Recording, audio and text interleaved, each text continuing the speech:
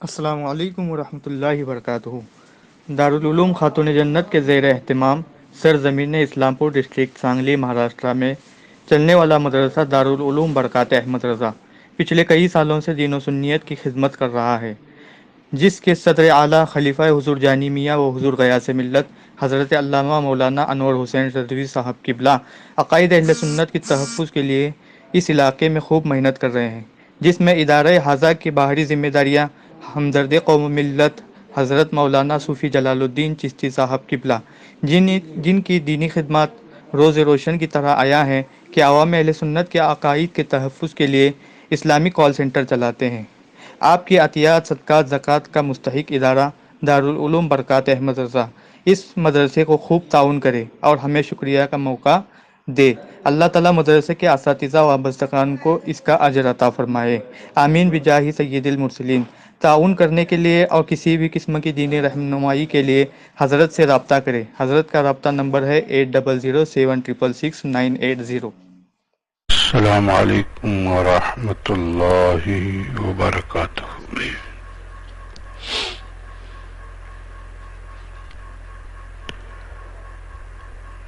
نحمده ونصلي ونسلم على رسوله الكريم۔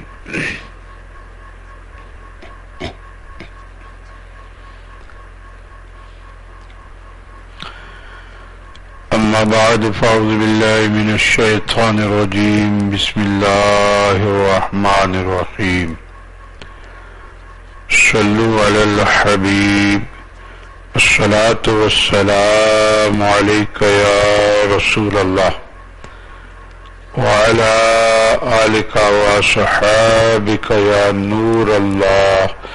صلى الله تعالى عليك وسلم۔ غوث اعظم ابن بیسر اسامہ مدد، قبلہ دی مدد، کعبہ ایمان مدد،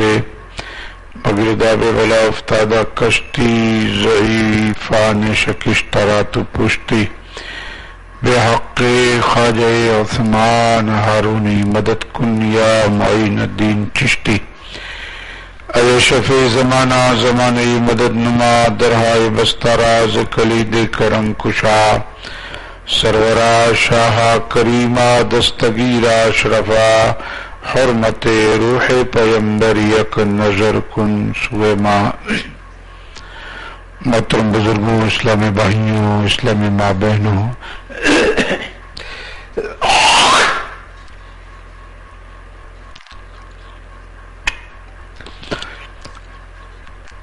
شعبان المعظم کی آجی 28 تاریخ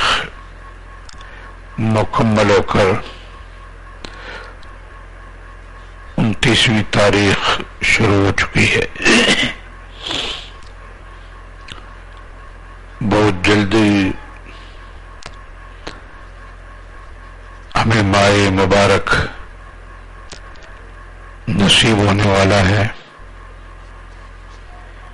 لہذا ضروری ہے کہ ہم اس بات پر غور کریں کہ رمضان مبارک کی تیاری کیسے کریں۔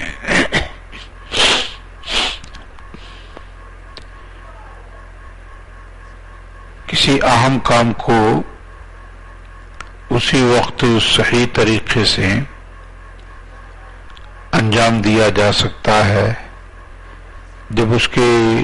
آغاز سے پہلے بھرپور طریقے سے اس کی تیاری کی جائے اور پھر پورے اس کے لوازمات کے ساتھ اسے پائے تکمیل تک پہنچایا جائے، تاکہ خاطر خواہ نتیجہ ہمیں نظر آئے اور ہماری محنت ایسے ہی بیکار نہ ہو جائے۔ اس معاملے میں بھی ہمارے پیارے آقا صلی اللہ علیہ وسلم نے ہمیں اس انداز سے رہنمائی فرمائی کہ اگر آپ صلی اللہ علیہ وسلم کے صرف اسے ایک فرمان پر عمل کر لیا جائے تو دنیا کا نقشہ ہی بدل جائے گا۔ آپ علیہ الصلوۃ والسلام فرماتے ہیں ان اللہ یحب اذا عمل احدکم عملا ان یتقنہ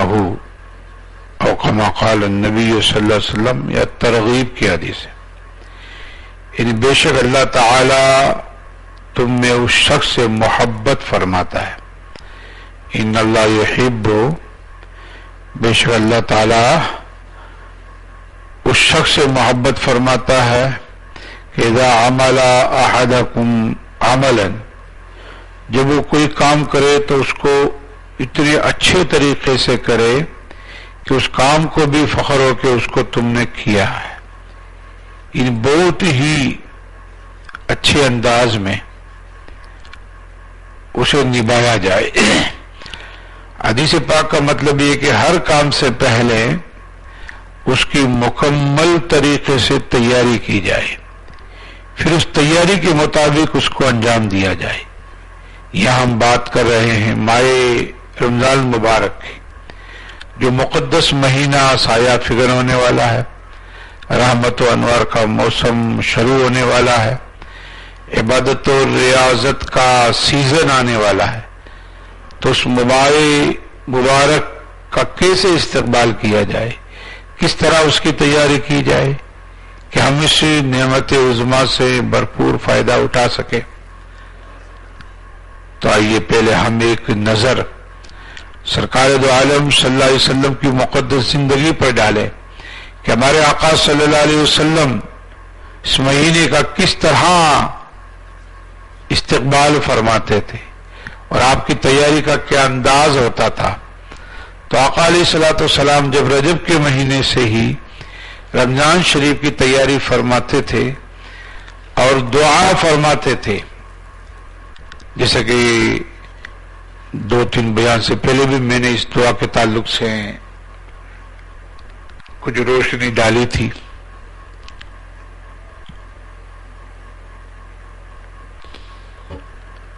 آپ علیہ الصلوۃ والسلام اللہ کی بارگاہ میں رجب کا مہینہ شروع ہوتے ہی دعا کرتے، اس سے پہلے ہی کہ اللہم بارک لنا رجب و شعبان وبلغنا رمضان، انہیں اے اللہ ہمیں رجب اور شعبان میں برکتیں عطا فرما اور رمضان شریف ہمیں نصیب فرما، یعنی ہمیں خیر و عافیت کے ساتھ رمضان تک پہنچا دے. اور ماہ شعبان ہی سے آپ علیہ الصلوۃ والسلام روزہ رکھنا شروع فرما دیتے تھے، جیسا کہ حدیث شریف میں ہے کہ کان یصوم شعبان کلہ، کان یصوم شعبان الا قلیلا. کبھی نبی کریم صلی اللہ علیہ وسلم پورا شعبان روزہ رکھتے تھے، کبھی شعبان کے تھوڑے روزے رکھتے تھے، اور رمضان کے انتظار کا تو دن گن کر گزارنے کی تعلیم دیتے تھے. چنانچہ آپ صلی اللہ علیہ وسلم ارشاد فرماتے ہیں احسو ہلال شعبان رمضان. سبحان اللہ، کتنا شوق تھا ہمارے آقا علیہ الصلوۃ والسلام کو رمضان مبارک تک پہنچنے کا. یعنی اپنے صحابہ سے فرماتے ہیں احسو ہلال شعبان رمضان، اے میرے صحابہ رمضان کے لیے شعبان کے دن گن کے گزارو. رمضان کی آمد سے پہلے صحابہ کرام کے سامنے رمضان کی آمد کا استقبالیہ خطبہ آقا علیہ الصلوۃ والسلام پیش فرماتے. ہر سال آپ ائمہ مساجد سے سنتے ہیں کہ آقا علیہ الصلوۃ والسلام چاند رات کو رمضان مبارک کے استقبال کے لیے صحابہ کو خطبہ ارشاد فرماتے تھے. منشا کیا تھا؟ تاکہ رمضان کی اہمیت اور واضح ہو جائے. پھر جب رمضان کے چاند دیکھنے کا وقت آتا تو چاند دیکھنے کا بھی اہتمام فرماتے. صحابہ کرام رضوان اللہ تعالی علیہم اجمعین بھی اسی طرح رمضان کی تیاری فرماتے اور ماہ شعبان میں ہی اپنے مالوں کی زکوٰۃ کا حساب کر کے زکوٰۃ ادا کر دیا کرتے تھے تاکہ غریب کے رمضان بھی اچھے سے گزرے. انہیں روزہ رکھنے میں، ان کے گھر بار میں کھانے پینے کے تعلق سے انہیں کسی قسم کی کمی کا احساس نہ ہو. لیکن آج ہمارا رمضان کے آنے سے پہلے کیا معمول ہوتا ہے، ہم کیسے استقبال کرتے ہیں، اور ہماری رمضان کی کیا کیا تیاریاں ہوتی ہیں. بس یہی کہ رمضان سے پہلے واٹس ایپ، فیس بک اور دیگر سوشل میڈیا پر رمضان مبارک، رمضان کریم کے میسیج فارورڈ کر دیتے ہیں. اور افطاری و سحری کو لذیذ بنانے کے لیے ہفتہ عشرہ پہلے ہی ہماری ماں بہنیں بازار سے سامان اور 1-2 کلو کھجوریں وغیرہ پہلے ہی سے خرید لی جائیں. بس یہی نا محترم بزرگ اور بھائیوں، میں اس بات سے انکار نہیں کر رہا کہ یہ سب مت کرو، سحری کی تیاری مت کرو، افطار کی تیاری مت کرو، شربت کی تیاری مت کرو، یہ سب میں نہیں کہہ رہا ہوں. لیکن میرے بزرگوں، میرے بھائیوں، میری ماں بہنوں، رمضان مبارک کی بس صرف یہی ایک تیاری نہیں ہے کہ جس طریقے سے آپ اپنی رسوئی کا سامان کے لیے، افطاری کے سامان کے لیے، سحری کے سامان کے لیے کس انداز میں آپ تیاری کرتے ہیں، اس سے زیادہ ہمیں عبادت کے معاملات میں بھی اپنا ایک شیڈول بنا لینا چاہیے، تیاری کرنی چاہیے. رمضان مبارک کی تیاری کس طرح کریں، کس طرح اپنے آپ کو رمضان کے لیے تیار کریں. تو غور کریں آپ کہ استقبال رمضان کے سلسلے میں نبی کریم صلی اللہ علیہ وسلم اور صحابہ کرام رضوان اللہ تعالی علیہم اجمعین کی تمام ہدایات پر عمل کیا جائے. صحابہ کرام نے کس طرح تیاری کی، آقا علیہ الصلوۃ والسلام کی ارشادات کی روشنی میں اسی انداز میں ہمیں بھی رمضان مبارک کی تیاری کرنی چاہیے. اپنے رب کا شکر ادا کریں پہلے تو کہ مولا تیرا لاکھ لاکھ شکر ہے کہ تو نے رمضان مبارک نصیب کیا. اس نے ایک مرتبہ پھر ہمیں رمضان مبارک کی تیاریوں کا موقع عنایت فرمایا. اور نہ کتنے ہی لوگ ایسے تھے جنہوں نے گزشتہ سال ہمارے ساتھ افطاری، سحری، تراویح، روزے وغیرہ رکھے تھے، مگر وہ آج ہمارے درمیان میں نہیں ہیں. اس پر غور کرنا چاہیے. محلے پر نگاہ ڈالنی چاہیے، بستی پر نگاہ ڈالنی چاہیے کہ گزشتہ سال ہمارے گلی کے اندر کتنے احباب تھے لیکن آج وہ نہیں ہیں، کتنی مائیں تھی آج وہ چلی گئی ہیں، آگے والی گلی میں کتنے ہمارے بھائی تھے، پوری بستی میں کتنے لوگوں کا انتقال ہوا. اب انہیں رمضان شریف نصیب نہیں ہو رہا، اور اللہ کا شکر ہے کہ ہمیں پھر نصیب ہو رہا ہے. اللہ نے ہم پر فضل فرمایا اور ایک مرتبہ پھر رمضان کی نعمت سے ہم کو سرفراز فرما رہا ہے. تو اپنے رب کا خوب خوب شکر ادا کریں. اللہ کا فرمان ہے لئن شکرتم لازیدنکم، تم جتنا شکر اللہ کا ادا کرو گے تمہیں اتنا ہی عطا فرمایا جائے گا. رمضان شروع ہونے سے پہلے یہ تیاری ہے. رمضان شروع ہونے سے پہلے سچے دل سے اپنے پچھلے تمام گناہوں پر شرمندہ ہوتے ہوئے ایسی توبہ کرے، ایسی توبہ کرے جیسی توبہ کرنے کا طریقہ اللہ تعالیٰ نے ہمیں بتایا ہے. اللہ تعالیٰ نے ارشاد فرمایا یا ایھا الذین آمنوا توبوا الی اللہ توبۃ نصوحا، اے ایمان والوں اللہ کی طرف سے سچی توبہ کرو، ایسی توبہ جو دوسروں کے لیے نصیحت کا باعث بن جائے. کہ توبہ کرو تو فلاں کی طرح کرو جو مسجد کا کوٹھا بن گیا.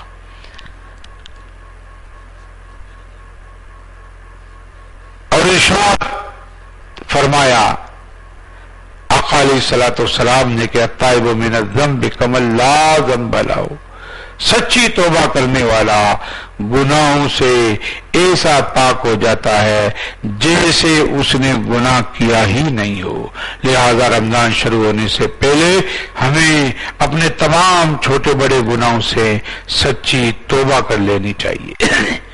دوسری تیاری کیا ہے کہ آمد رمضان سے پہلے خوب اچھی اچھی نیتیں کر لیں کہ میں رمضان میں پورے روزے رکھوں گا، پورے تراویح کی نماز بجماعت ادا کروں گا، سحری و افطار کی بھی برکتیں حاصل کروں گا، قرآن شریف کی روزانہ تلاوت کروں گا، جھوٹ، غیبت، چولی، تکبر، گالی گلوچ، بغض و حسد اور تمام چھوٹے بڑے گناہوں سے بچتا رہوں گا. اس کے علاوہ اور بھی خوب اچھی اچھی نیتیں کر لے، کیونکہ حضور صلی اللہ علیہ وسلم کا فرمان ہے نیت المومن خیر من عملہ، مومن کی نیت اس کے عمل سے بہتر ہے۔ رمضان مبارک کی تیاری کو اس انداز سے کریں کہ ہو سکتا ہے کہ یہ میری زندگی کا آخری رمضان ہو سکتا ہے کہ آئندہ مجھے نصیب نہ ہو، جیسے کہ ہمارے کئی بھائیوں کو نصیب نہیں ہوا، وہ ہمیشہ ہمیشہ کے لیے گورے غریبہ میں چلے گئے۔ تو اس طرح اپنے آپ کو بھی سمجھائیں کہ ہو سکتا ہے کہ تیری زندگی کا آخری رمضان ہو، اگلا رمضان یا یہ رمضان پورا کر پاؤں گا یا نہیں پاؤں گا، اس لیے جتنا ہو سکے خشوع و خضوع کے ساتھ عبادت کریں اور اپنی موت کو ہر پل یاد کرتے ہوئے رمضان مبارک گزاریں۔ حضور کا فرمان ہے اکثروا ذکر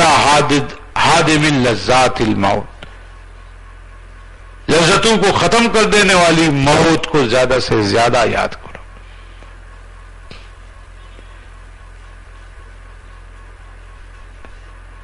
رمضان شریف کے آغاز سے پہلے ایک قرآن شریف کی پاروں والی پیٹی لے لیں، یا گھر میں قرآن شریف ہو تو سبحان اللہ، گھر میں پیٹی ہے تب بھی اچھی بات ہے کہ گھر میں سب کو قرآن شریف کی تلاوت میں آسانی رہے۔ پوری گھر کی فیملی ہے، جتنی ماں بہنیں ہیں، بہو بیٹیاں ہیں، وہ اپنے طور پر یہ وقت متعین کر لیں، یہ مختلف انداز میں آپ قرآن شریف پڑھیں۔ اگر آپ اردو جانتے ہیں تو اعلیٰ حضرت امام احمد رضا خان فاضل بریلوی علیہ رحمت رضوان کا ترجمہ کنز الایمان، اس کو ترجمے کے ساتھ میں آپ پڑھیں، اور کم سے کم روزانہ ایک رکوع قرآن شریف ماں ترجمہ اور تفسیر رمضان شریف میں ضرور پڑھیں، اس کی عادت بنائیں۔ اور کوئی مختصر کتاب سیرت کے تعلق سے اس کو پڑھیں، سیرت مصطفیٰ ہے اور بھی بہت ساری سیرت کی کتابیں ہیں، ان کو پڑھیں، تھوڑا تھوڑا پڑھیں تاکہ آپ کو معلوم ہو کہ ہمارے آقا صلی اللہ تعالی علیہ وسلم کی سیرت مبارکہ کیسی تھی۔ اور اگر ممکن ہو تو اپنے گھر والوں کو بھی روزانہ سنائیں، جو بچیاں دارالعلوم میں پڑھتی ہیں انہیں چاہیے کہ روزانہ زور بعد میں 3 بجے یا 4 بجے اپنا درس دینا گھر میں شروع کریں، روزانہ 15-20 منٹ کا درس دیں، ماں بہنوں کو نماز درست کریں، ان کی صورتوں ان کو یاد کرائیں ان کو۔ اس بات کا بھی خیال رکھیں کہ اپنے مال کا حساب شعبان ہی میں لگا کر شعبان یا رمضان کی ابتدا میں ہی زکوٰۃ ادا کر دیں، ہفتہ عشرہ میں زکوٰۃ کی ادائیگی سے فارغ ہو جائیں، پہلا عشرہ کر دیں، تاکہ غریبوں کے بھی رمضان صحیح طریقے سے گزرے۔ اللہ تعالیٰ فرماتا خذ من اموالہم صدقۃ تطہرہم وتزکیہم، اے محبوب آپ ان کے مالوں میں سے زکوٰۃ دیجئے جس کے ذریعے آپ ان کو پاک کر دیں۔ رمضان مبارک کے آنے سے پہلے ہی اپنے گھروں کی خوب اچھی سے اچھی صفائی کر لیں، جس طرح کوئی مہمان آتا ہے تو ہم اپنے گھروں کو صاف ستھرا کر لیتے ہیں، خوشبو کا اہتمام کریں، اسی طریقے سے آمد رمضان پر بھی صفائی کا اہتمام کریں، روزانہ لبان وغیرہ کا اہتمام کریں، کہ اللہ تعالیٰ کا فرمان ہے ان اللہ یحب التوابین ویحب المتطہرین، بے شک اللہ تعالیٰ توبہ کرنے والوں اور پاک صاف رہنے والوں سے محبت فرماتا ہے۔ اور ہاں رمضان مبارک سے پہلے ہی رمضان مبارک کے لیے اپنا ایک ٹائم ٹیبل، جس کو نظام الاوقات کہتے ہیں، شیڈول کہتے ہیں، ٹائم ٹیبل اپنا سیٹ کر لیں کہ کب کیا کرنا ہے، کتنے بجے تلاوت کرنی ہے، ماں بہنوں کتنے بجے تراویح کی نماز پڑھنی ہے، سب اپنے شیڈول، کتنے بجے ہمیں اٹھنا ہے سحری کے لیے، تاکہ ماہ مبارک میں کسی طرح کی کوئی دقت نہ آئے، اور رمضان کا ایک لمحہ بھی غفلت میں ضائع نہ ہونا چاہیے۔ رمضان شریف کی اس تیاری کو تو ہم میں سے زیادہ تر لوگ کر ہی لیتے، مطلب ہے کہ رمضان کا راشن خریدنا، لیکن اس بار جب آپ اپنے گھر میں رمضان کا راشن بھریں تو اپنے پڑوسیوں کا بھی خیال رکھیں، غریب غربا کا بھی خیال رکھیں، رشتہ دار جو غریب ہیں، جو ضرورت مند ہیں ان کا بھی خیال رکھیں، جو یتیم ہیں، جو بیوائیں ہیں ان کا بھی خصوصی طور پر خیال رکھیں۔ اور پچھلے سال لاک ڈاؤن کی وجہ سے زیادہ لوگ پریشان ہیں تو ان کا خصوصی طور پر تعاون کیا جائے زکوٰۃ کے مال سے۔